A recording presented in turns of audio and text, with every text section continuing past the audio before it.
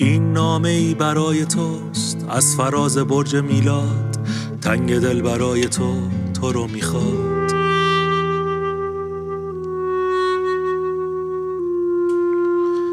بین این همه صدا و دود، زیر سقف گنبد کبود، یاد تو غبار غم رو از دلم زدود.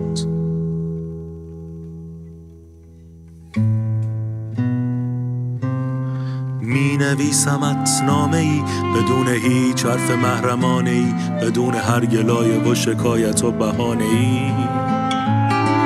می نویسم خستم، مرغ بال و پر شکستم، بر فراز برج توسیت نشستم.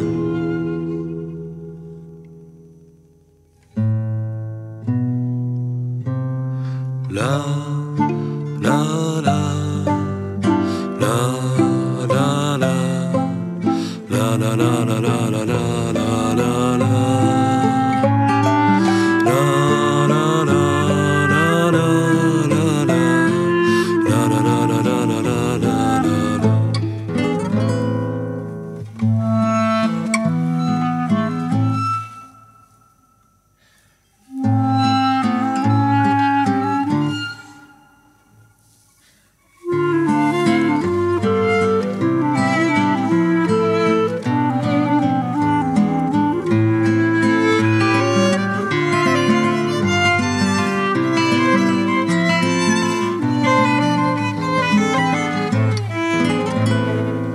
این ترانه ای برای توست از بلندی های بام تو، نام این ترانه می شود به نام تو.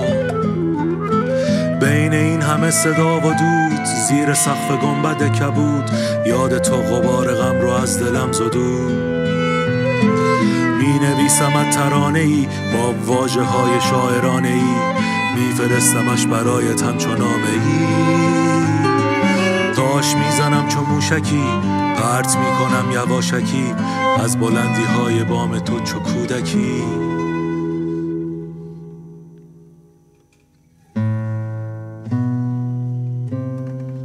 آی تهران، آی تهران، آسمان آبیت پیدا نیست.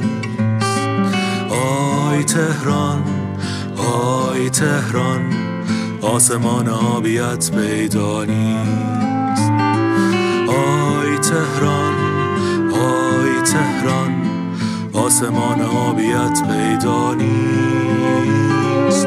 آی تهران، آی تهران، آسمان آبیت پیدا نیست. آی تهران، آی تهران، آسمان آبیت پیدا نیست. تهران، آی تهران، آسمان آبیت پیدا نیست.